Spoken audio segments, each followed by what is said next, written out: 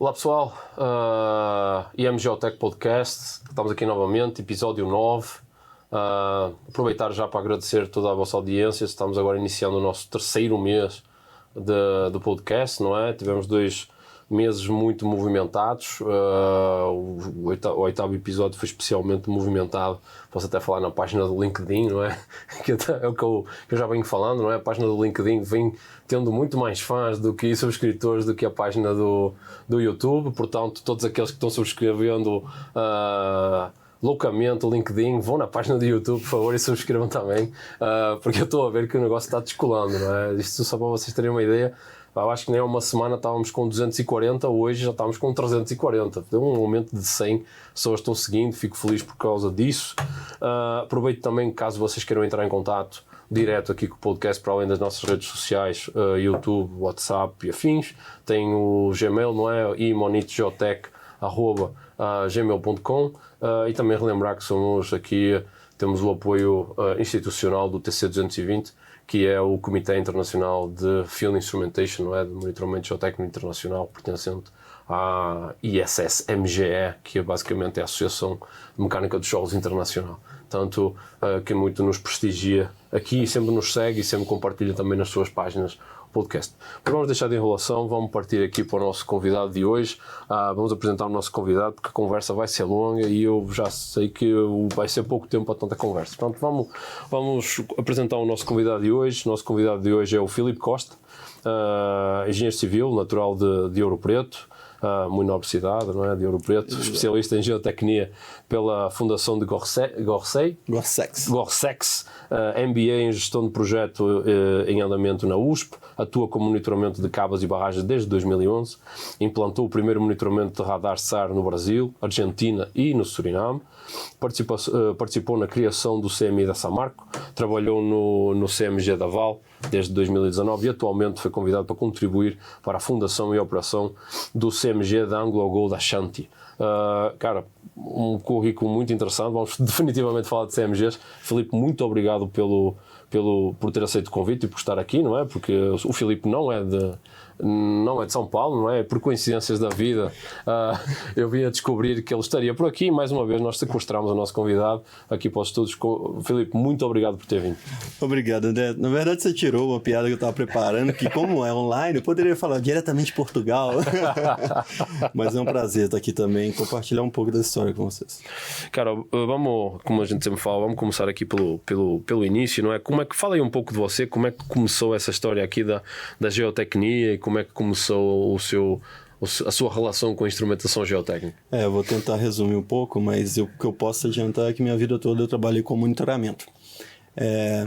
Eu saí de Ouro Preto, eu fiz o curso técnico lá e formei bem na crise, precisava muito de fazer pelo menos o estágio, né, para garantir meu diploma. Quando eu recebi o convite para trabalhar em Belo Horizonte com monitoramento sismográfico, era um monitoramento de desmonte controlado, então foi minha primeira interface aí com o monitoramento. Depois eu fui convidado para trabalhar com a empresa de radar que estava chegando no Brasil, era a tecnologia SAR, né, de radar. Isso foi em 2011 para 2012 e nós participamos aí da implantação desse radar com os primeiros usuários. No Brasil já havia a tecnologia RAR, que era da Ground Probe, lá em Carajás, liderada pela Stotelina. E aqui no Brasil, quem comprou essa briga aí foi o Teófilo Costa, e graças a ele eu posso dizer, né, graças a ele a gente está aí hoje com essa quantidade imensa de radar. Acontece que o radar, eu viajava muito, igual eu falei, eu acabei podendo levar o radar para o Suriname, e assim, já no Suriname, na Argentina, eu ficava até um pouco incomodado, porque a gente via lá estruturas, né, para acompanhar 24 horas o monitoramento, e a gente aqui no Brasil tinha lá o computador, ficava isolado, via os dados, às vezes ainda não acreditava, né, no monitoramento. Então, quando a gente chegava, o conceito TARP, por exemplo, eu fui ouvir fora, não fui ouvir no Brasil. Então, em 2015, a gente estava finalizando um teste na AngloGold, que é onde que eu estou hoje. O radar ficou lá uns 2, 3 meses, não detectou nada, né?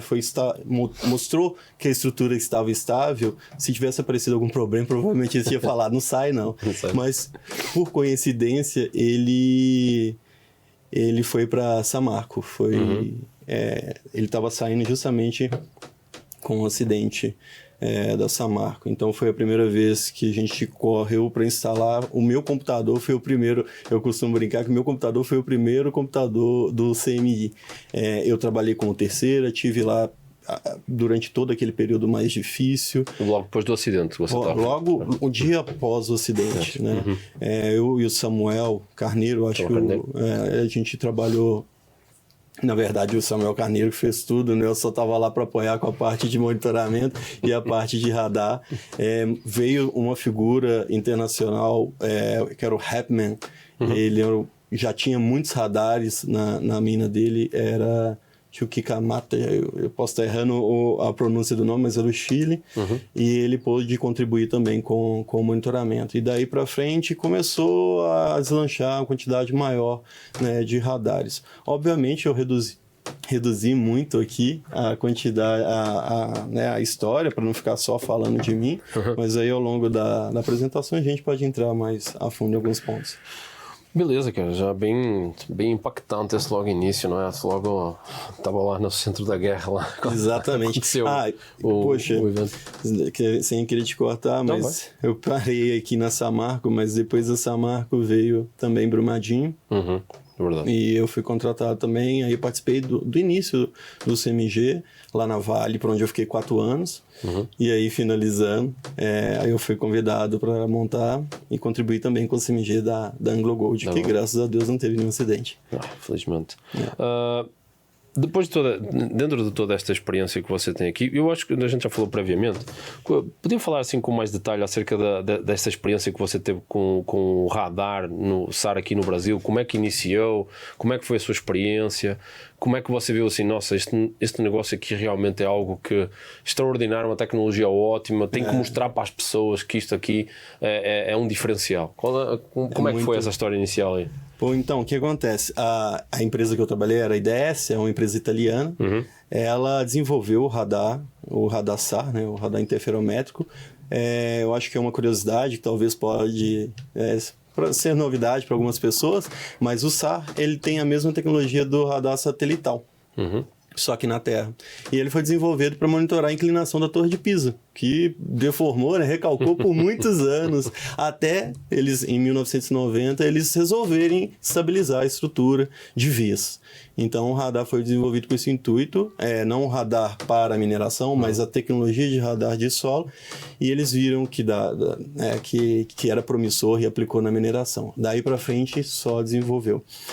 O radar foi desenvolvido, o radar RAR, né, que era o já que atuava na mineração, foi desenvolvido para deformações rápidas e altas. E tanto que quando o radar chegou, ele foi instalado na Vale, o radar SAR, ele foi instalado na MAC, monitorando ali a Serra do Curral, a parte de trás, e ele estava sendo praticamente chutado. Por falta de compreensão da tecnologia, estava sendo praticamente chutado da mina. Eu cheguei bem nesse momento, e aí o Brasil, e eu gosto de falar isso, que o Brasil ajudou a desenvolver o radar para detecção de deslocamentos lentos, que na época isso que estava acontecendo, né? Estava acontecendo que a deformação era muito lenta, era milímetros por mês, milímetros por ano, e acontecia que a tecnologia onde estava naquele momento ainda não era capaz de mostrar.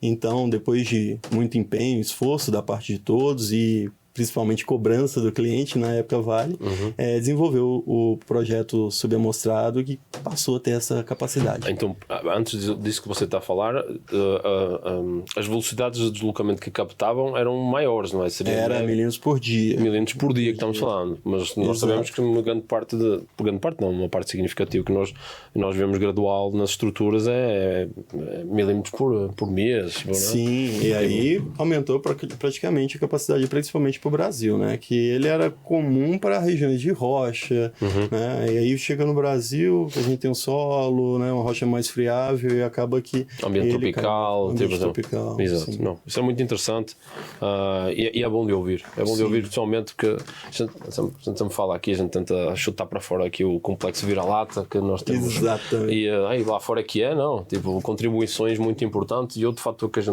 falamos muito aqui também é a questão de o Brasil ser o maior mercado de monitoramento geotécnico na América Latina. E tipo, é de todo o interesse dos fabricantes, provedores, desenvolver essas novas ferramentas, porque tens tanta diversidade de projetos aqui no Brasil que, graças a essa diversidade, tu consegues desenvolver novas ferramentas, não só para o Brasil, como para o mundo, não é? Portanto, eu acho que isso é muito... Por isso é que eu também perguntei, que nós já tínhamos conversado previamente acerca disso aqui, e eu acho que, por isso é que eu te fiz essa pergunta, para explicar para quem não conhece, não é? Ter esse detalhe de como é que surge, porque nós ouvimos, vamos para a conferência, o radar, o Insta, não sei o quê, e é tudo ar. E um monte de marcas e tudo mais. Assim, o cara, pô, e trajeto descendente, oriente, sei lá, e na realidade o cliente quer ver a coisa com cor e onde é que está vermelho, onde é que eu me preocupo, não é? Mas é importante ter esse detalhe. Mas dentro disso aí também, e voltando, conta-nos também um pouco da tua história relativamente aos CMGs, não é? Porque falámos, tu iniciaste praticamente no CMG da Samarco, passaste no CMG da Vale e agora estás a contribuir para o CMG da AngloGold. Aí a minha questão é assim, qual é o grande desafio para começar, para manter, para acompanhar as novas tendências? Quais são os grandes desafios? É uma pergunta vasta, não é? Mas a gente tem aqui o tempo para desenvolver isso. Quais são os grandes desafios dos CMGs? Para quem não sabe, o CMG é Centro de Monitoramento Geotécnico. Bom, hoje o CMI é com certeza um modelo, mas eu não diria só no tempo, mas também pelas pessoas que estão lá. O Guilherme é uma pessoa, um geotécnico amigo, né? Que a gente liga, ele está sempre disposto a ajudar e isso é muito bom. Amigo aqui da casa também, o Guilherme. Um abraço para o Guilherme. Pois é, abraço ao Guilherme, especialmente para você, para toda a ajuda que você já me deu quando eu liguei. É o próximo convidado. Oi, está na lista. Pois é, então, o principal desafio do CMG é pessoas, né? Principalmente lá no começo, igual você mesmo falou, monitoramento é algo novo.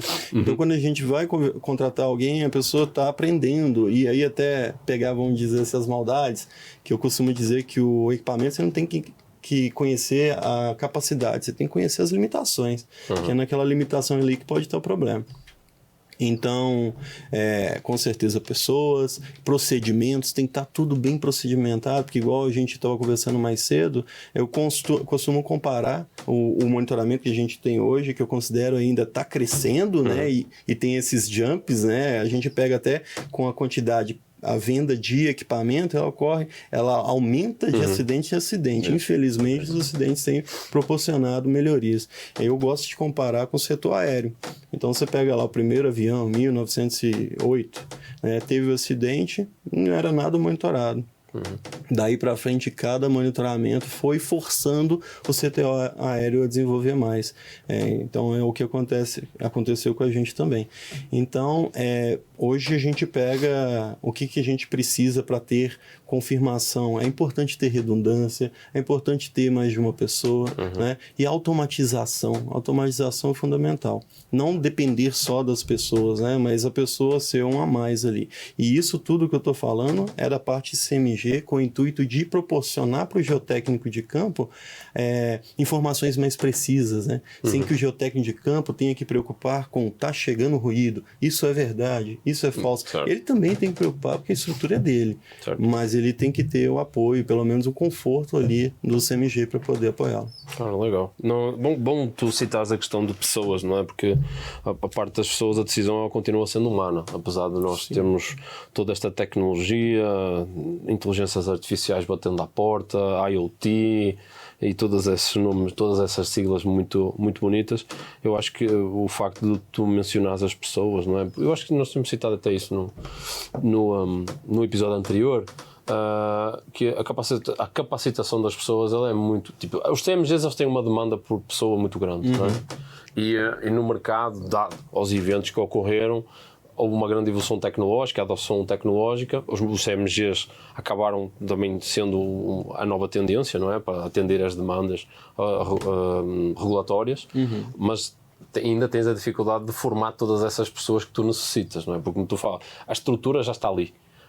Portanto, tu já precisas de pessoas com expertise, mas tu ainda tens essas pessoas num status um pouco mais elevado, mas tem outras pessoas que ainda estão sendo formadas. O que é que tu achas que precisa ser feito para melhorar essa capacitação em termos de instrumentação e monitoramento geotécnico? Tá. O que a gente está fazendo aqui, né, que é conversar mais de monitoramento e plantar essa curiosidade, essa paixão no monitoramento, porque eu particularmente, igual eu falei, é como se eu tivesse nascido para isso. Todo o meu trabalho, toda a minha vida foi com monitoramento.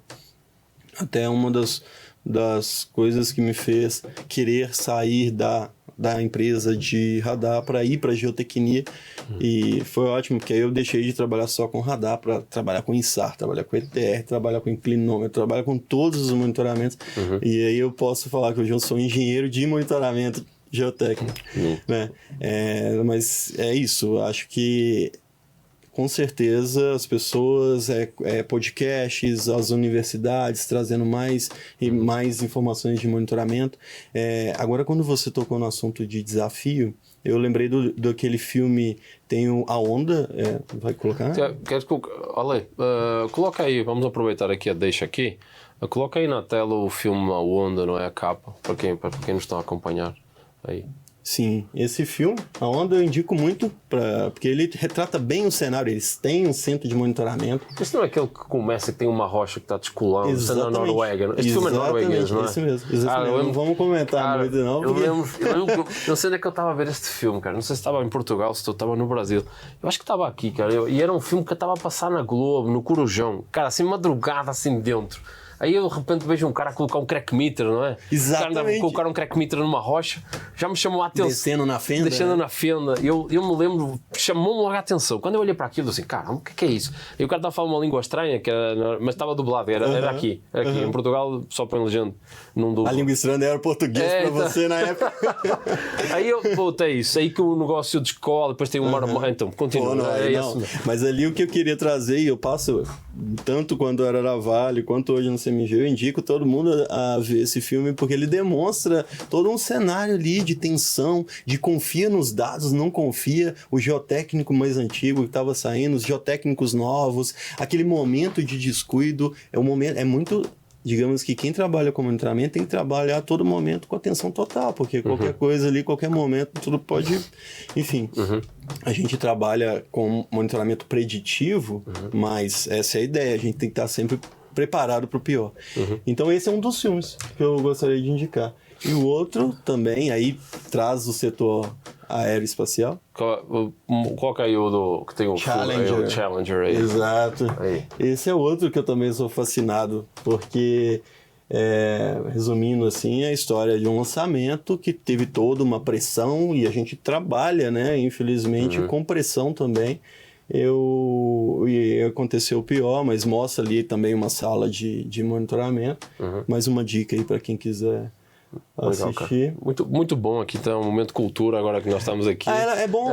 Eu falo porque aprender só, né, em livros isso. tem o seu lado. O objetivo aqui de tentar fazer o podcast é nós também transformarmos esta informação, esse conhecimento que nós temos e podemos compartilhar de uma maneira mais leve. Isso. Exatamente. Portanto, quando tu mandaste estas fotos aqui, eu olhei assim, cara, ótimas sugestões. Eu nem sabia o que é que tu ia falar especificamente, mas quando eu vi, eu acho que ele vai neste caminho. Cara. Era essa ideia.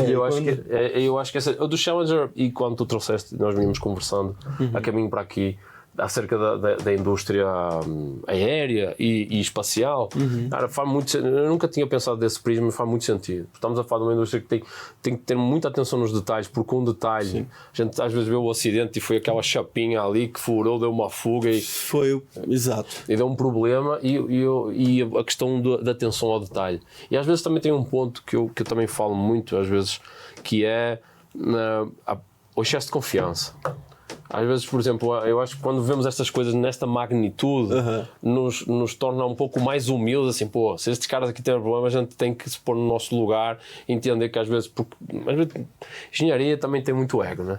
E às vezes tem aquela coisa do o cara, é que o cara olha para aqueles dados todos e nós temos toda a tecnologia, assim, nossa, a minha estrutura aqui está blindada, não vai acontecer nada porque eu tenho o topo do topo das tecnologias. E aí, às vezes o cara está com tanto excesso de confiança que às vezes ele não vê aquele detalhe, às vezes ele baixa um pouco a guarda e é quando, não é? Como se diz, o diabo está nos detalhes, não é? E aí quando a gente vai ver, pô, não vi esta tendência aqui porque se calhar a minha escala estava um pouco grande demais, eu não consegui dar um zoom in e tanto. Eu acho, às vezes, a mim eu falo isso porque às vezes eu estou a fazer umas análises de dados e eu olho para os dados e eu já tenho alguns pressupostos na minha cabeça. Eu já assim, olha, eu acho que está a acontecer isto, isto e isto. E eu já tive situações em que eu pensava que era isto, mas eu sempre consulto e peço uma segunda opinião dos meus colegas no meu departamento e depois eles me dão uma opinião deles. Não, André, eu entendo porque é que tu pensaste isto, mas eu acho que não é isso assim assado. E eu assim, pô, não tinha pensado desse prisma. Por isso é que é bom, também os CMGs são trabalhos de equipa, são várias pessoas, portanto, tu com pessoas com diferentes backgrounds, com multidisciplinar, que elas possam trazer diferentes visões de diferentes instrumentos e de formas de análise. Eu acho que isso também é bom agregar, porque às vezes nós temos... Eu digo, eu acho que sei o que é e pode até nem ser. Uma segunda opinião é importante, não é? Não sei. Tu ias completar isso. Sim, com certeza. É uma coisa que você, durante a sua fala, até me lembrou do... A gente brinca de primos, porque na época que eu trabalhei na Vale com o radar, era Tércio Costa e Felipe Costa e Theo Costa. Mas o Tércio é uma pessoa que eu admiro muito, aprendi muito com ele e falava muito disso, né? A gente, o diabo está nos detalhes, abre, e a questão de escala é uma coisa que me remeteu aqui também a alguns problemas que a gente teve com auditores externos, consultores. Eles queriam colocar a escala às vezes abaixo da precisão do equipamento, sabe? Não fazia muito sentido. Aí é uma coisa que a gente começou a ver que, poxa, a gente tem que ensinar esse pessoal que está vindo para dar consulta. Isso aconteceu muito. Então, vai dentro da capacitação. Há pouco nós estamos a falar de capacitação para o pessoal do CMG, mas essa capacitação também se aplica a quem está no campo e a quem é consultor. Exato. E nós que estamos aqui, estamos sempre à procura de novas informações para aprender. Mas, por exemplo, tu também não lidas com consultores que tu vês que eles não estão por dentro da tecnologia e especificam coisas que não vão de acordo com as tecnologias que tu trabalhas? E acaba tomando um tempo que a gente poderia estar gastando realmente entregando melhores dados, né, indo a fundo, isso com certeza. Mas o que você falou também, a gente vai vendo com o que resolve algumas coisas, experiência. É passar por vários problemas, por isso que a geotecnia precisa valorizar cada vez mais quem está com ela há mais tempo.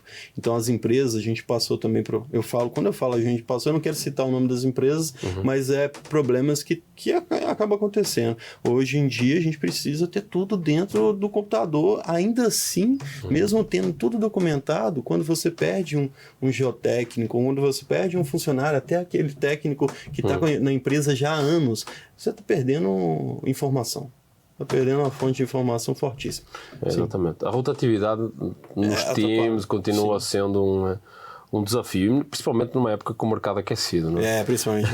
Exatamente. Que a gente chama a dança das cadeiras, não é? Exatamente. Não é que... Por isso segurem o funcionário enquanto ele está na empresa, não deixa eu sair.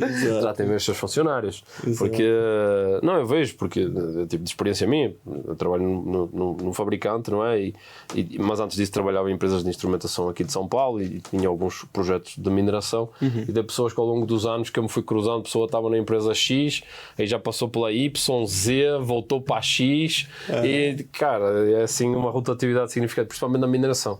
Precisa. Para o funcionário acaba que é bom, porque às vezes ele já aprendeu muita coisa, está de certa forma estagnado em uma área e precisa partir para outra para continuar o aprendizado, né?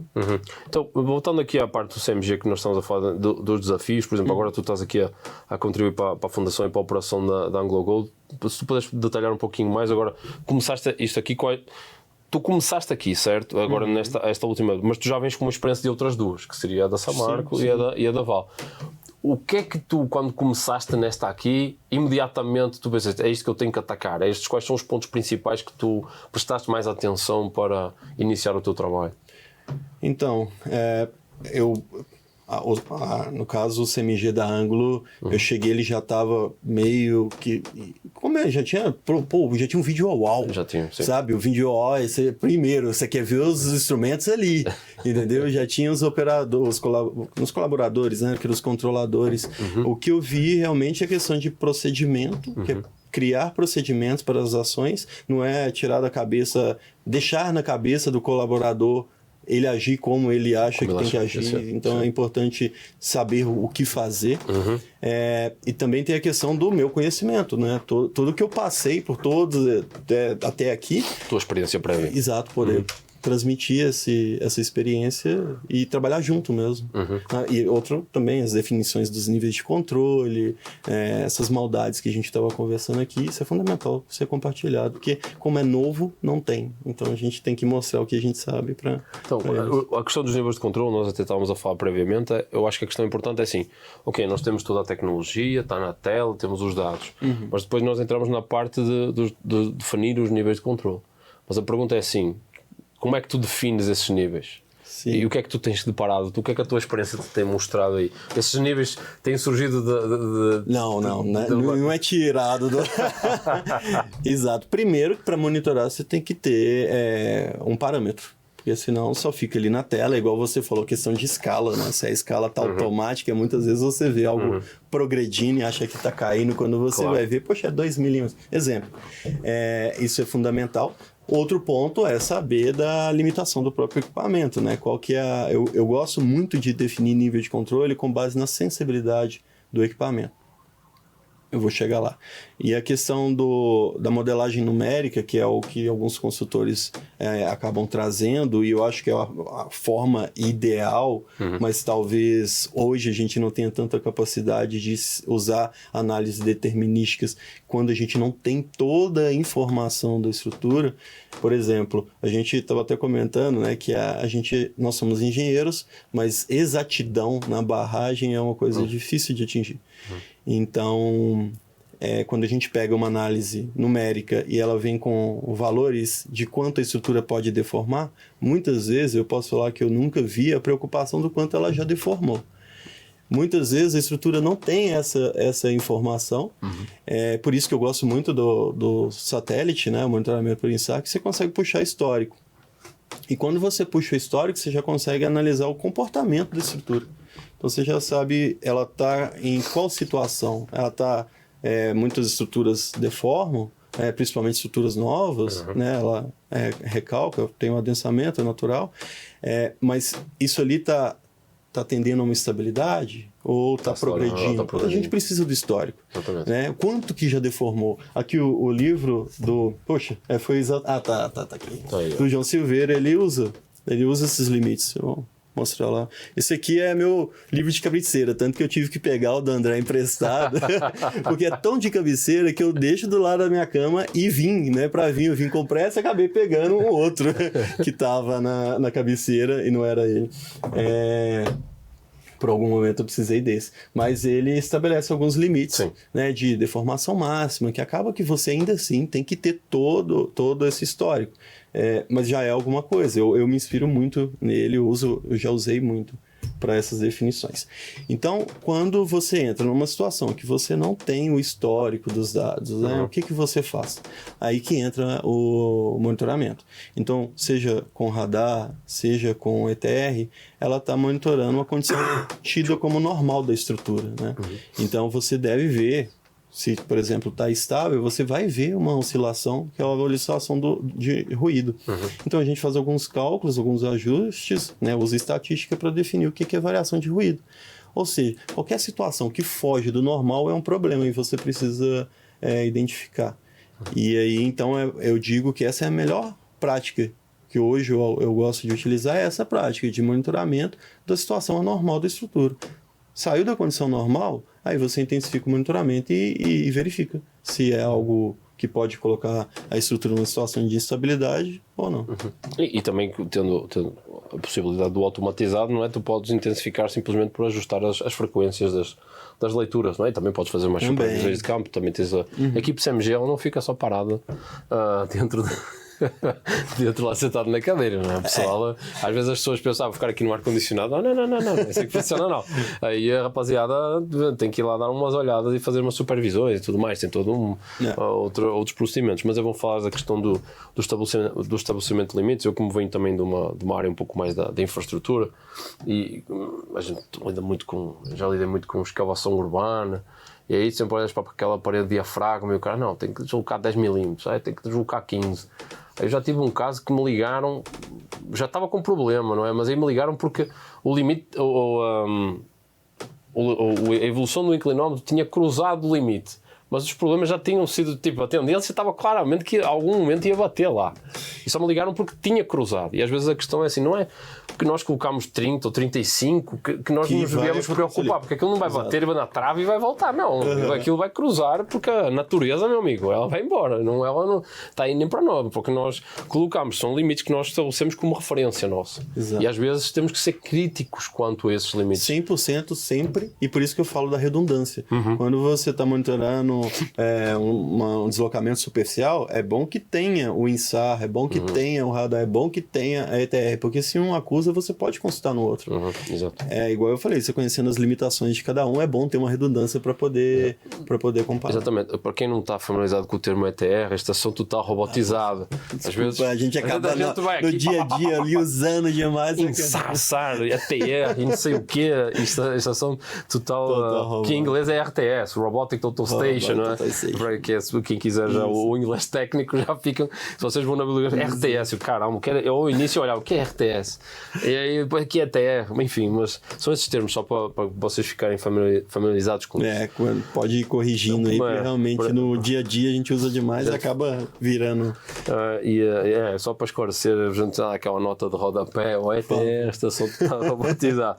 Continuando nesta saga de CMGs, eu soube via LinkedIn que recentemente tu participaste de o primeiro encontro nacional de centros de monitoramento geotécnico. Eu quando vi aquilo, eu assim, caramba, como é que eu não soube disto? Eu também queria ter participado. Nos conta um pouco de como é que foi organizar esse negócio e como é que correu, como é que foi esse encontro. Pois é, a organização foi totalmente por conta da Vale. O Felipe Collin e o Galdino cabeçaram isso aí, eu só fui convidado. Participei de uma mesa redonda para discussão, representando o CMG da Anglo, mas aí conversa com eles foi uma ótima ideia. Foi, só participou, por isso que vocês não ficaram sabendo, que foi realmente interno, foi o primeiro, com certeza terão outros, e o que eu posso falar a gente precisa do segundo, com certeza. Não, porque eu achei muito legal, porque eu teve o Galdino, depois ele fez um post no LinkedIn resumindo os pontos principais. Eu achei muito legal, cara. Eu não estou aqui com os pontos agora, mas eu li aquilo e eu assim, deve ter sido muito interessante isso, por causa do que eu acho, assim, do que eu imagino, estás a falar de questão de procedimentos, o facto de ter cada vez mais centros de monitoramento em cada uma das estruturas, por estrutura e por empresa, cada uma tem os seus procedimentos. Nós até vínhamos falando de uma das questões que é a uniformização desses procedimentos. E eu acho que é muito importante trocar essas experiências para dizer, olha, eu lá na minha estrutura eu faço isto de tal maneira, o outro faz de outra maneira, eu estou tendo problema, vou me inspirar no que tu fazes. Eu acho que essa troca de experiências é muito válida, não é? Exato. A minha antiga coordenadora, a Carla, ela incentivava muito a gente publicar artigos. Então, uma das trocas que tem era com essas publicações de artigos. Mas, com certeza, nós deveríamos nos unir, né? Todo mundo que trabalha com monitoramento, para criar... Porque a gente segue a regulamentação da ANM. Mas igual você falou, não falando da ANM, mas às vezes chegam algumas coisas que a gente precisa falar, no monitoramento não é bem assim. Então seria interessante a gente pegar o que há de melhor em cada CMG, o que há de melhor nos procedimentos e igualar, né? Porque o que é bom tem que ser copiado, implantado por todos. Não, eu acho que essa postura é muito legal. E falando tu tocaste agora na parte dos artigos, tu não achas, assim, não sei quantas conferências já participaste, a gente já se cruzou em conferência até, estávamos agora no Chile, né? A gente se cruzou. Sim. Até fui assistir a tua apresentação lá. Sim, era sobre INSAR, não é? Era sobre radar e usando também, falando de limitação, de conhecer e confiar na ferramenta, principalmente. Isso, eu lembro foi muito legal, cara. Obrigado. E tinha mais um pessoal lá do Brasil que estava apresentando comparação de robotizada com INSAR, se não estou em erro. Agora não estou. Eu também não vou lembrar quem fez essa comparação. Eu cheguei a fazer o comparativo do que o radar detecta, porque acaba tendo uma limitação, né? E teve também estudos com a ETR. No caso, indo um pouco a fundo. Tinha a questão do teor de umidade também, que estava envolvido. A umidade eu não lembro, mas entrando nesse ponto, porque, é igual eu falei, sem conhecer a limitação. A robótica, a estação total, ela é pontual. Já o radar, ele pega uma região maior. E teve a questão da subsidência, que ela ocorreu bem no meio, entre os quatro prismas que foram instalados. Então, acabou que a gente usa o radar para confirmar, a ETR para confirmar os dados do radar, né? Porque o deslocamento é real. Só que ele é pontual. Então, nesse sentido, acaba que... O radar terrestre, o radar terrestre, ele é ótimo. Ele pega todo o cenário, como se fosse foto, né? O radar, ele tem uma... qual é o espaçamento entre... É uma série de pontos? É como se fosse a televisão, como se fosse um telão, né? Tem aqueles pixelzinhos? Sim, são pixels que está evoluindo a cada vez ser menor, né? A gente saiu de modelos RAR, que era metros por metros, e agora a gente tem centímetros por metro. Caramba, não acaba esse negócio. Isso, não, eu vi umas fotos já, cara, é assim um negócio... Sem dúvida. Varrimentos. É maravilhoso, assim. E está cada vez mais rápido. E a gente tem essa evolução da frequência, aumento da frequência de dados, né? Do terrestre, e o INSAR também, né? Antes era por mês, aí depois passou por a cada 15 dias, cada 7 dias, agora a gente já tem diário, entendeu? Já está a começar, os satélites estão com cada vez mais satélites, com cada vez mais frequência, não é? E, porque nós também temos aqui, o INSAR é uma ótima ferramenta, isso aí, cara. Sem dúvida. Eu já vi ótimas aplicações na mineração, eu trabalho muito com questões de infraestrutura, principalmente na área de túneis, cara. Eu já vi aqui aplicações no metrô de São Paulo, cara, extraordinários. Eu vi uma vez mandaram umas imagens de INSAR para mim, que era sobre a linha 6, e aí o cara mandou, era o pessoal que trabalha comigo, e mandou-me umas fotos. O cara fez um sentinela ali, coisa muito básica, cara, precisão. O cara mandou para mim, eu comecei a ver umas manchas vermelhas. Eu mal olhei para o mapa, como eu sou aqui de São Paulo, eu conheço o mapa, e a linha inclusive passa na frente da minha casa. Está por isso, Aí eu já tenho olhado, eu disse, opa, não está vermelho, aqui está tranquilo. Não, mas eu vi, e aí tu vês claramente uns pontos vermelhos no meio da cidade, que era exatamente onde os caras estavam a fazer os poços, cara. É assim, uma coisa extraordinária. Assim, parece, tipo, e a forma como o tatuzão evolui, passa, tipo, em termos de análise macro, e também o histórico que tu podes ver.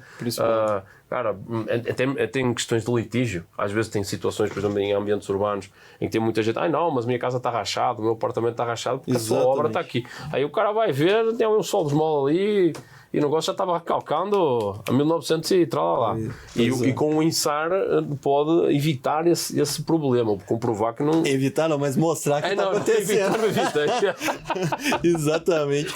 Não, com certeza. Precisão milimétrica, dados históricos longos, é tudo que a gente precisa. Só tem problema que é só em uma direção. Só em uma direção. Então, era isso que eu estava... É que tens a questão da limitação, que é a órbita, não é? A quantidade de vezes que tu podes ter. Isso, tem uns que tem um ascendente, descendente, aí dá até para você fazer uma decomposição e ter... Mas aí depende também do ângulo, do eixo da estrutura. Enfim, tem uns... Não é só pegar e tirar fotografia e vamos embora, né? Eu vejo os meus colegas que trabalham com essa área aí, e eu assim, cara, peraí, depois tem a refração, as correções, a própria vegetação. Atenção, eu vejo aí muita gente dizendo, já vi pessoas aí a vender fundos imundos, a dizer que o INSAR faz tudo.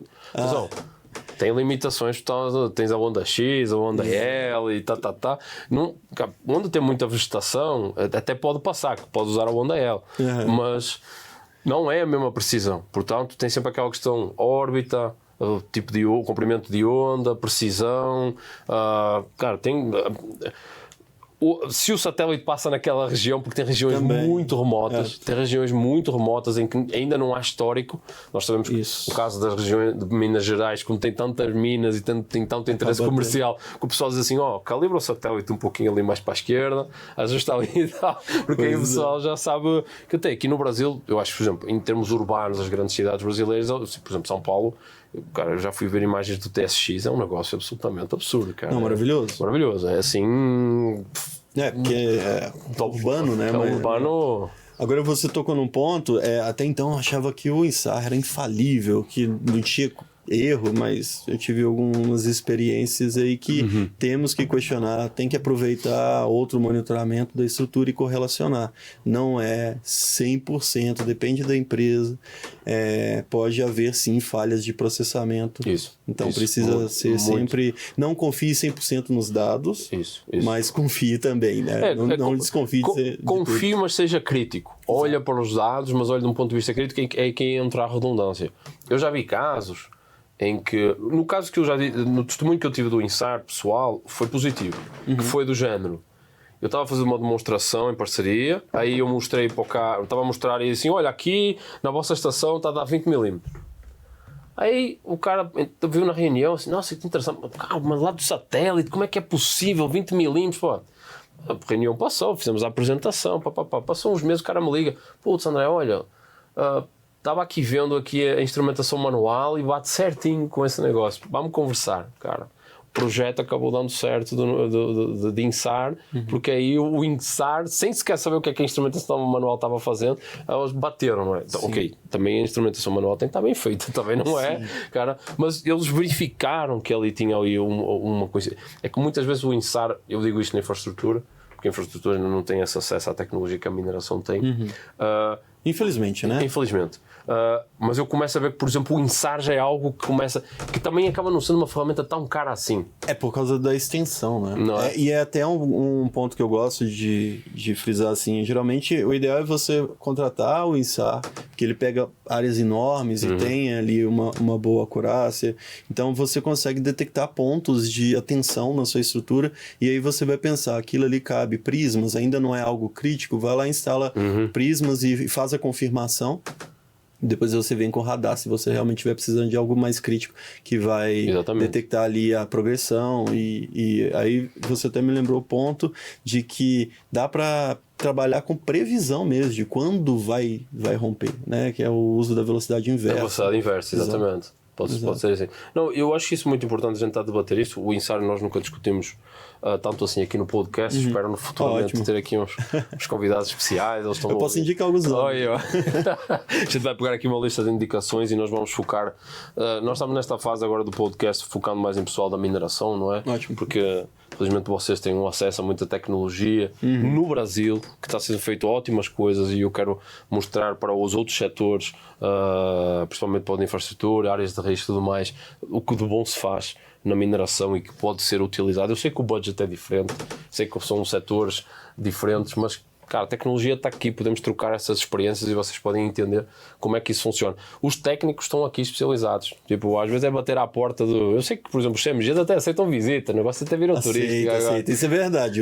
O Guilherme sofre lá, deve receber uma visita por dia. Eu já fui uma visita. Tá vendo? Eu já fui lá. Toda pessoa que você vier entrevistar aqui, eu pergunto, já foi na Samar? Provavelmente a resposta é sim. Vamos fazer aí uma enquete aí. Vamos fazer aí uma enquete. Você já entrou no CMI da Samar? Quem você conhece lá? Boa.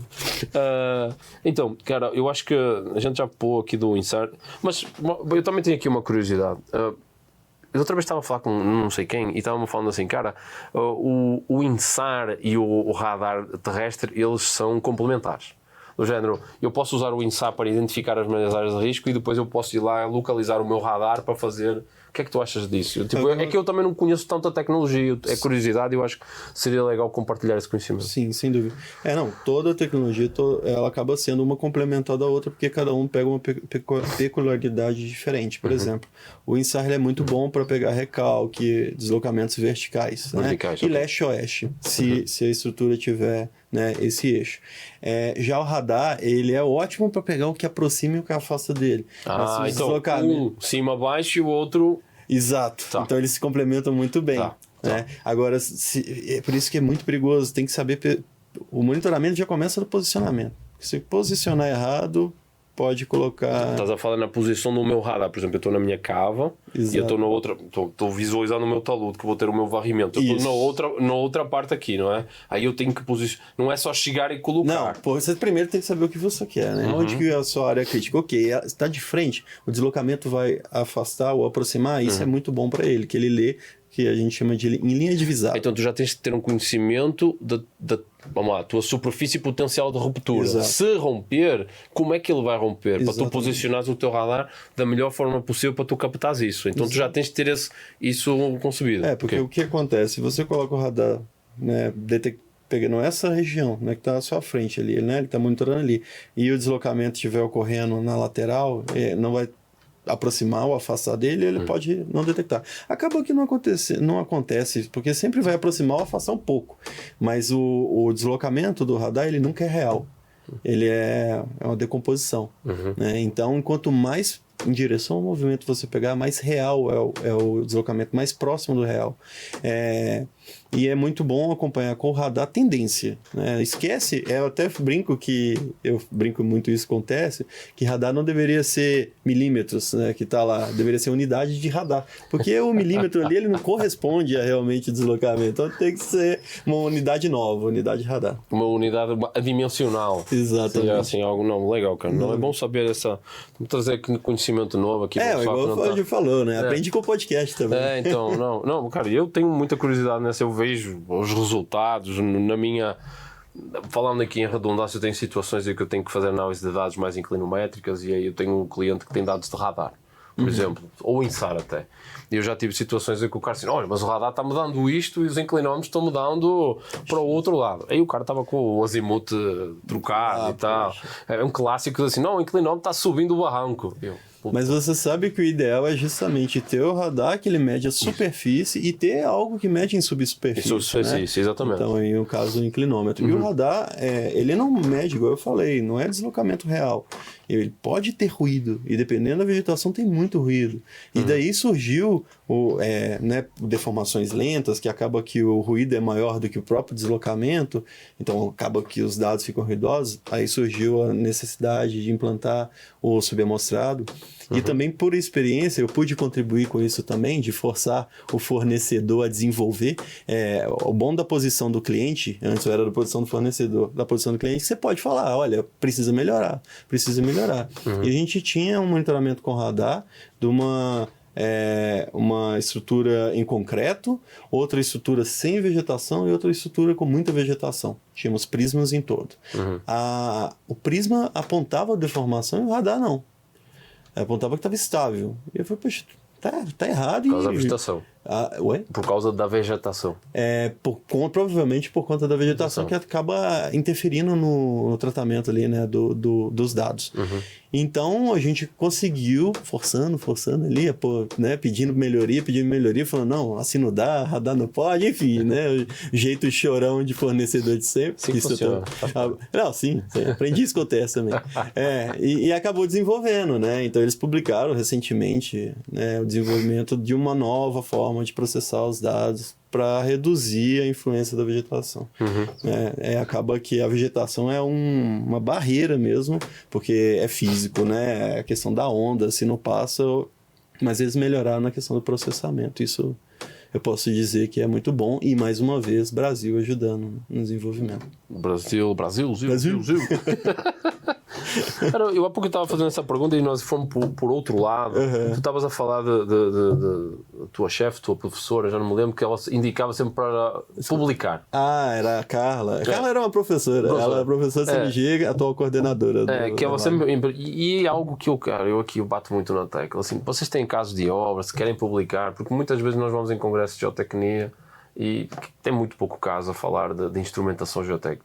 Felizmente eu tenho encontrado algumas coisas do pessoal dos CMGs que se dá o trabalho de publicar, mas tu não achas que se deveria publicar mais? Por exemplo, tiveste agora aqui o encontro dos centros de monitoramento, talvez se calhar no segundo já possa ser proposto, sei lá, fazer uns artigos para publicar e demonstrar num segundo encontro nacional de CMG, por exemplo.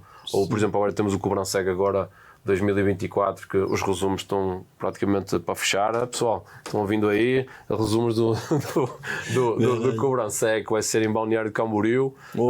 Poxa, que ruim. Oi, que ruim, já preparei, já compra a passagem.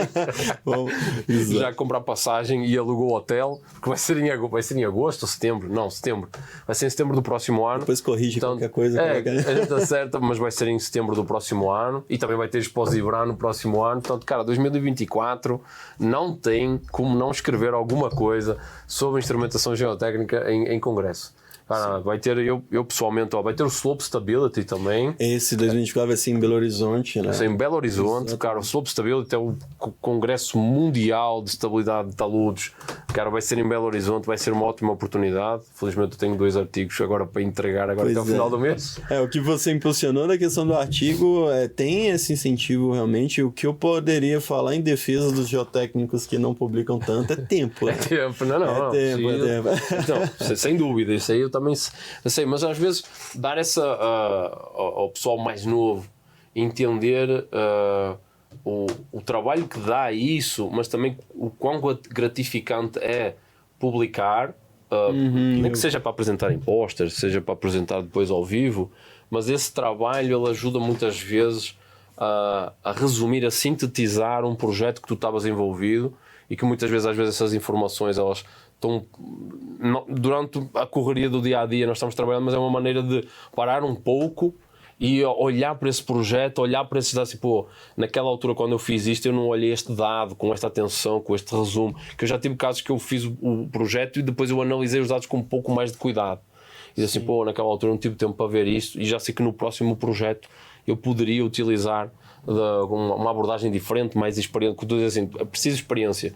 E os artigos de escrever dá 2 coisas, tu estás a partilhar a tua experiência e também estás a aprender com a tua experiência. O que é que achas disso aí? Voltou naquele assunto, né? Que a gente falando da questão do artigo é uma ótima forma de você compartilhar conhecimento e acaba todo mundo aprendendo. Ontem eu estava conversando com o Thiago Bretas, até agradecendo ele, que eu até levei essa apresentação. Ele só solta nomes hoje. A gente só está soltando nomes aí. Vamos marcar todo mundo. Todos eles vão passar por aqui, com certeza. A gente só está soltando nomes, vai. Isso é tudo já criando sua lista. Sim, com certeza. Já só tem que renegociar a extensão do contrato aí, vai. O que acontece? Até para uma apresentação que eu levei para esse encontro do CMG, que é formas de definir nível de controle. E num artigo que ele escreveu, o único que eu consegui ler, que eu cheguei a ler sobre isso, ele usou a distorção angular, que é algo que a gente usa eu esqueci o nome acho que é NBR, que conta com isso para aplicação civil, de construção civil. Sim. Isso. E aí tem os casos, até o próprio João Silveira também aponta, João Francisco Silveira também traz esse assunto e acaba chegando a um limite para estruturas de terra. Então, foi graças a esse artigo que eu consegui até analisar uma situação onde a gente tinha estrutura, parecia uma trinca. Então, eu queria ver todas as formas de monitoramento que poderia falar, olha, se tivesse aplicado, iria identificar que poderia acontecer a questão da trinca e só cair na questão da altura, né? Que o João Francisco Silveira, ele coloca um limite, mas o valor que eu gosto de usar é do Bureau of Reclamation, acho que o capítulo da publicação deles é o 13, que fala justamente disso. O Bureau of Reclamation é USBR, já fiz umas análises de dados para uns projetos, já sei quais. Pois aí eles usam que a estrutura pode deformar até uma porcentagem da altura dela. É uma forma, para quem não tem nada, né, para quem não tem uma análise numérica, igual eu falei, às vezes a estrutura é tão antiga que ela não teve investigação, se teve, perdeu. Recentemente mesmo a gente está igual louco procurando resultados de ensaio, acaba que não está com a nossa empresa, está com outra, mas não acha esses dados. Então, para fazer uma análise numérica, às vezes você pede uma empresa para fazer o estudo, outra, você pega os dados e já vê a diferença. Né? Então, num cenário desse, é bom sempre ter estudos de opções de como que o monitoramento pode criar o limite, né? E não ficar preso a só a modelagens muito bem definidas e tal. Porque tens a questão de isto, estamos a falar o Bretas, o o que trabalha com... Aí eu falo da empresa, faz propaganda. Não. O Freitas não é o especialista na instabilidade de taludes? Ele faz modelagem numérica. Modelagem numérica, então. Não, eu estou por isso, porque isso é uma pergunta que eu tenho, se o Freitas me tiver a ouvir aqui, depois a gente fala pelo LinkedIn, que é uma dúvida que eu tenho, que é sempre assim, como introduzir os dados de instrumentação geotécnica nesses modelos numéricos? Seja Plax, seja RockScience, seja o que for. Do género, para nós, porque da experiência que eu tive com modelação numérica, depois eu migrei mais para a instrumentação, não lidei tanto, acaba sendo do género, eu estou prevendo 10, 20 milímetros, mas a minha estrutura na realidade só deformou 10. Portanto, eu vou lá no parâmetro, eu ajusto o parâmetro. Eu não vou lá e eu introduzo o dado do inclino. Eu faço, porque na minha cabeça eu acho que o futuro nos Digital Twins, BIM geotécnico, essas coisas mais sofisticadas, é do género. O meu inclinómetro, que é automatizado, dá isto, eu importo da mesma maneira que tu importas CPT, PMT, tu já jogas lá e os softwares já te dão os perfis. Sim. A minha ideia é assim, talvez já dê, eu estou desatualizado quanto isso, mas é a questão de pegar nesses dados em instrumentação, de recalque, de deformação horizontal e jogar isso para os modelos, eles já fazem uma otimização. Eu sei que tem softwares que eles já fazem uma série de modelações paramétricas, de cenários, mas é uma pergunta que eu sempre tenho, eu nunca fui a fundo nisso, é uma curiosidade que eu tenho, cara. Você falou tudo e realmente acontece. Os softwares estão cada vez mais desenvolvidos e é justamente isso a função de uma pessoa que está fazendo a modelagem, é fazer esses ajustes para chegar cada vez mais perto da realidade. Então, quanto mais informações você tiver, melhor é. Aí entra num ponto que a gente estava conversando, a análise determinística ela é muito isso, é o dado que você entrou. Então, eu já sou mais favorável com a probabilística, que você já trabalha ali com uma variação dos dados. Isso. E tudo para quando tem tempo, tem dinheiro, né, para pagar tanto de investigação quanto alguém que tenha conhecimento para saber desses ajustes, você vai chegando cada vez mais seu modelo para algo próximo do real. Aí é o mundo perfeito. Eu acho que no futuro próximo a gente vai chegar nesse cenário, mas eu pelo menos sou acostumado a trabalhar com esse estudo de 1971, 1972, sabe? O cara nem sabe o que é que tem na fundação, é barragem sobre barragem. Exato, opa, o que aconteceu aqui? Aí hoje tem uns EZs que tá ajudando a entender um pouco melhor, mas muita coisa ainda é um mistériozinho, um segredo das barragens. Então, quanto tempo temos, Ali? O Ali está assinando aí, só estou a ver aqui. Eu até chutei seu pé. Desculpa, sem problema. Fala aí, Ali, quanto tempo é que temos? Então. Ai não, afinal eu estava esbracejando só espreguiçando. Tudo bem, isto aqui quem sabe faz ao vivo. Enfim, vamos ver esses livros aí que tu trouxeste para nós. E momento de cultura, não é? Sim. Nós em Portugal nós temos o nosso atual, para tu entenderes, Filipe, o nosso atual Presidente da República em Portugal, e ele antes de ser Presidente da República ele era muito conhecido por fazer as análises do comentário político nos telejornais em Portugal, e ele sempre trazia uma montanha de livros. Portanto, era um momento de cultura. E aí, o Filipe hoje tem de inaugurar aqui o nosso momento cultural aqui da vários aqui. O que acontece? O João Silveira, igual eu já falei, que né, tem alguns deles aqui até. Este é do Militite, peraí, este aqui é diferente. Este aqui é do Silveira. Este aqui, ó. João Silveira, não é? Que, cara, instrumentação e comportamento de fundações de barragens de concreto. Cara, este aqui tem muito acerca de mecânica das rochas, comportamento de barragens, como diz o nome, comportamento das fundações de barragens de concreto. Cara, tem muita coisa interessante, muita experiência aqui depositada, um resumo de anos de trabalho, décadas de trabalho. Cara, é uma ótima referência. O João Silveira talvez não nos esteja a ver, mas ele vai ser um dos nossos convidados, se Deus quiser. Tomara, eu quero participar, ou pelo menos trazer o livro para ele assinar. Exatamente. Esse é o que eu já falei, né? Para mim é a minha referência, né? Que é a de terra. Este aqui é o de instrumentação e segurança de barragens de terra em enrocamento, também do mesmo autor que nós falamos deste aqui. São 2 livros obrigatórios para quem trabalha em português. Cara, e este aqui tem muito do beabá de instrumentação geotécnica, também inspirado muito no livro do Dan Cliff, não é? O Dan Cliff, claro, a gente acabou não trazendo, mas depois eu peço para colocar na tela. O Dan Cliff é o da... A Lilian, quando passou aqui, ela mostrou o Dan Cliff, que era o capa vermelha. Estava no fundo. Estava no fundo. A Lilian já estava... Ótimo, complementou. Abraço, Lilian, também. Este aqui é muito interessante. Próximo. Então, esse, você falou que vai ter o evento aqui em 2024 do GeoSloop, né? Do Slope Stability 2024. Esse foi um presente do Theo, ele representou LOP. LOP. Ele deu de presente, esse não é meu, é presente dos CMGs. Também é referência, né, para mim, do Sharon. Então, tudo de monitoramento, radar, né, estação total, robótica, tá aqui, ainda é versão em inglês, mas fiquei sabendo aí que já tá tendo tradução. Ótimo, cara. Então, Isso aqui, em breve. mais um aqui, ó, Slow Performance Monitoring, Guidelines for Slow Performance Monitoring, de Robert Sharon e Eric Eberhard. Eu espero não estar a falar errado, mas de qualquer maneira, cara, ótima oportunidade aqui de vocês se aprofundarem aqui no conhecimento, da instrumentação e monitoramento geotécnico, cara, muito legal. E qual é o... Não, esse aqui é isso, igual eu falei, né?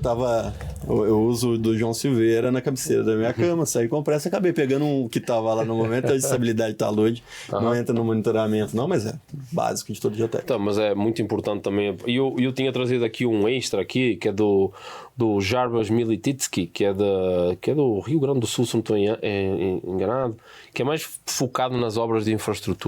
Ele chama-se Grandes Escavações em Perímetro Urbano, e tem aqui tem uma série de recomendações para fazer essas magníficas escavações que tem sempre os vizinhos enchendo o saco e dizendo que a casa está rachada. Mas tem aqui um capítulo, que é o capítulo 7, que diz que é monitoramento de controle.